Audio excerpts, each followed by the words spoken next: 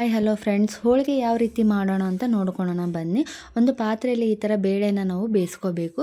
ಒಬ್ಬೊಬ್ಬರು ಕುಕ್ಕರಲ್ಲೇ ಬೇಯಿಸ್ಕೊತಾರೆ ಕಡಲೆಬೇಳೆ ಆದರೆ ತೊಗರಿಬೇಳೆ ಅಂದರೆ ನಾವು ಈ ಥರ ಪಾತ್ರೆಯಲ್ಲೇ ಬೇಯಿಸ್ಕೋಬೇಕು.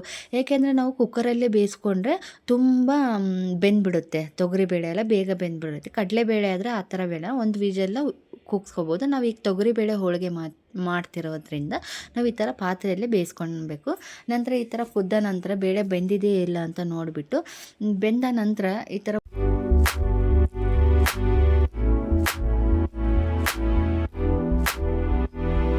ಒಂದು ಪಾತ್ರೆಯಲ್ಲಿ ಸೋಸ್ಕೋಬೇಕು. ಯಾಕಂದರೆ ಅದು ನೀರೇ ಬೇರೆ ಬೇಳೆನೇ ಬೇರೆ ಮಾಡಬೇಕು.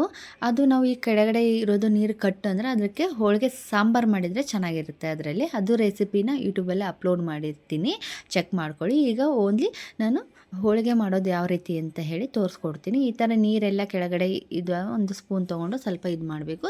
ನಂತರ ನಿಮಗೆ ಎಷ್ಟು ಬೇಕೋ ಅಷ್ಟು ಬೆಲ್ಲನ ಆ್ಯಡ್ ಮಾಡ್ಕೊಳ್ಳಿ. ನೀವು ಎಷ್ಟು ಸ್ವೀಟ್ ತಿಂತೀರ ಅದ್ರ ಮೇಲೆ. ಅಂದರೆ ಇದು ಹೋಳಿಗೆಗೆ ಸ್ವಲ್ಪ ಸ್ವೀಟು ಜಾಸ್ತಿನೇ ಇರಬೇಕು. ಯಾಕಂದರೆ ಕಣಕ ಹಾಕಿ ಮೈದಾ ಹಿಟ್ಟು ಹಾಕಿ ತುಂಬಿ ಮಾಡ್ತೀವಲ್ಲ, ಅದು ಸಪ್ಪೆ ಆದಂಗೆ ಆಗುತ್ತೆ. ಅದಕ್ಕೆ ಸ್ವಲ್ಪ ಜಾಸ್ತಿನೇ ಸ್ವೀಟನ್ನು ಆ್ಯಡ್ ಮಾಡ್ಕೊಳ್ಳಿ. ನಂತರ ಸಣ್ಣ ಉರಿಯಲ್ಲಿ ಸ್ವಲ್ಪ ಬೆಲ್ಲ ಕರಗೋವರೆಗೂ ಮತ್ತೆ ಸ್ವಲ್ಪ ಬಿಸಿ ಮಾಡ್ಕೊಳ್ಳಿ. ನಂತರ ಬಿಸಿ ಮಾಡ್ಕೊಂಡ ನಂತರ ಶುಂಠಿ ಅದನ್ನ ಪುಡಿನ ಆ್ಯಡ್ ಮಾಡ್ಕೊಳ್ಳಿ. ಬೆಲ್ಲ ಕರಗಿದ ನಂತರ ನಾವು ಒಂದು ಸ್ವಲ್ಪ ಬಿಸಿ ಇರುವಾಗಲೇ ಮಿಕ್ಸಿ ಮಾಡ್ಕೋಬೇಕು. ಈ ಥರ ಹದಕ್ಕೆ ಬರುತ್ತೆ.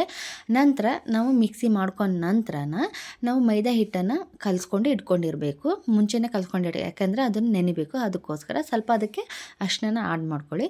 ಸ್ವಲ್ಪ ಉಪ್ಪನ್ನು ಆ್ಯಡ್ ಮಾಡಿಕೊಂಡು ಎಣ್ಣೆನ ಆ್ಯಡ್ ಮಾಡ್ಕೊಳ್ಳಿ. ಇವಾಗ ಸ್ವಲ್ಪ ಎಣ್ಣೆಯನ್ನು ಹಾಕ್ಕೊಳ್ಳಿ. ಆಮೇಲೆ ನೀವು ಕಲಿಸ್ತಾ ಸ್ವಲ್ಪ ಎಣ್ಣೆನ ಆ್ಯಡ್ ಮಾಡ್ಕೊತ ಕಲಿಸ್ಬೇಕು ನೀರು ಹಾಕ್ಕೊಂಡ್ಬೇಕು. ಯಾಕೆಂದರೆ ಕೈಗೆಲ್ಲ ಅಂಟುಬಿಡುತ್ತೆ. ಹಾಗೋಸ್ಕರ ನಂತರ ನೀರು ಆ್ಯಡ್ ಮಾಡ್ಕೊಂಡು ಯಾವ ಹದಕ್ಕೆ ಬೇಕೋ ಆ ಅದಕ್ಕೆ ಸ್ವಲ್ಪ ಕಲಿಸ್ಕೊಳ್ಳಿ. ಅಂದರೆ ಒಬ್ಬೊಬ್ಬರು ಗಟ್ಟಿ ಕಲಿಸ್ಕೊತಾರೆ, ಒಬ್ಬೊಬ್ಬರಿಗೆ ತೆಳುವು ಬೇಕು. ನಾನು ಒಂದು ಮೀಡಿಯಮ್ ರೀತಿಲಿ ಕಲಿಸ್ಕೊಂಡಿದ್ದೀನಿ. ಈ ಥರನ ಇದು ನೆನೆಯಲಿಕ್ಕೆ 1 ಅವರ್ ಬಿಡಿ, ಚೆನ್ನಾಗಿ ಬರುತ್ತೆ ಹೋಳಿಗೆ. ನೆಂದ ನಂತರ ನಾವು ಈಗಾಗಲೇ ರುಬ್ಬಿಟ್ಕೊಂಡಿದ್ದು ಹೂರಣ ಅಂತೀವಿ. ಅದಕ್ಕೆ ಹೂರಣ ಮತ್ತು ಕಣಕನ್ನು ಸೇರಿಸ್ಬೇಕು. ನೋಡಿ, ನಾವು ಎಷ್ಟು ಬೇಕೋ ಅಷ್ಟನ್ನ ಕಣಕನ ಈ ಮೈದಾ ಹಿಟ್ಟನ್ನು ತೊಗೊಂಡಿದ್ವಿ. ಅದಕ್ಕೆ ಒಂದು ರೋಲ್ ಹಂಗೆ ಮಾಡಿಕೊಂಡು ಅದರೊಳಗೆ ತುಂಬಿ ನೀಟಾಗಿ ಈ ಥರ ನೀಟಾಗಿ ತುಂಬಿದಾಗ ಹೋಳಿಗೆ ನೀಟಾಗಿ ಬರುತ್ತೆ. ಎರಡು ಸಮ ಇರಬೇಕು. ಇಲ್ಲ ಅಂದರೆ ಹೂರಣನೇ ಜಾಸ್ತಿ ಆಗುತ್ತೆ, ಮೈದಾ ಹಿಟ್ಟೇ ಜಾಸ್ತಿ ಆಗುತ್ತೆ. ಈ ಥರ ಎರಡು ಸಮನಾಗಿದ್ದ ಹೋಳಿಗೆ ನೀಟಾಗೆ ಬರುತ್ತೆ. ನಾನು ಈಗ ಒಂದು ಪೇಪರ್ ತೊಗೊಂಡಿದ್ದೀನಿ. ಅಂದರೆ ಹೋಳಿಗೆ ಪೇಪರ್ ಬರುತ್ತೆ, ಅದರಲ್ಲೂ ಮಾಡ್ಬೋದು. ನಾನು ಈಗ ಮನೆಯಲ್ಲೇ ಇರೋದ್ರಿಂದ ನೀಟಾಗಿ ಕಟ್ ಮಾಡಿಬಿಟ್ಟು ತೊಗೊಂಡಿದ್ದೀನಿ. ನಾನು ಕೆಳಗಡೆ ಒಂದು ಪೇಪರ್ ಇಟ್ಟು ಮೇಲ್ಗಡೆ ಒಂದು ಪೇಪರ್ ಇಟ್ಟು ಈ ಥರ ನೀಟಾಗಿ ತೀಡ್ತೀನಿ, ಚೆನ್ನಾಗಿ ಬರುತ್ತೆ. ಒಬ್ಬರು ಏನು ಮಾಡ್ತಾರೆ ಅಂದರೆ ಒತ್ತಾರೆ, ಕೈಯಲ್ಲಿ ತೊಡ್ತಾರೆ. ನಾನು ಈ ಥರ ಮೇಲ್ಗಡೆ ಪೇಪರ್ ಹಾಕಿ ಈ ಥರ ನೀಟಾಗಿ ಮಾಡ್ತೀನಿ. ನೀಟಾಗಿ ಮಾಡಿದಾಗ ಹೋಳಿಗೆ ನೀಟಾಗಿ ಬರುತ್ತೆ. ನೋಡಿ, ನನಗೆ ಇದೇ ಬೆಸ್ಟ್. ಅಂದರೆ ನನಗೆ ಉದ್ದದಕ್ಕೆಲ್ಲ ಬರೋದಿಲ್ಲ. ಈ ಥರ ಪೇಪರ್ ಹಾಕಿ ಮಾಡಿದಾಗ ನೀಟಾಗೆ ಬರುತ್ತೆ ಹೋಳಿಗೆ, ತೆಳುವಾಗಿ ಆಗುತ್ತೆ. ನೋಡಿ, ಈ ಥರ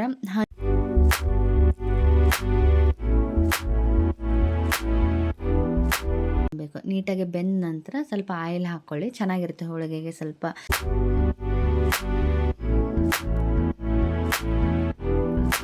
ಎರಡು ಸೈಡು ಈ ಥರ ನೀಟಾಗಿ ಬೇಯಿಸ್ಕೊಬೇಕು. ನೋಡಿ, ಹೋಳಿಗೆ ರೆಡಿ ಆಯಿತು. ನೋಡಿ, ತಿನ್ನೋದಕ್ಕೆ ಹೋಳಿಗೆ ರೆಡಿ. ನೋಡಿದರೆ ತಿನ್ನಬೇಕು ಅನಿಸ್ತಾ ಇದೆಯಲ್ಲ. ಒಮ್ಮೆ ನಿಮ್ಮ ಮನೆಯಲ್ಲಿ ಮಾಡ್ಕೊಂಡು ಟ್ರೈ ಮಾಡಿ, ಚೆನ್ನಾಗಿರುತ್ತೆ ಹೋಳಿಗೆ. ಇಷ್ಟ ಆದರೆ ಲೈಕ್ ಮಾಡಿ, ಶೇರ್ ಮಾಡಿ.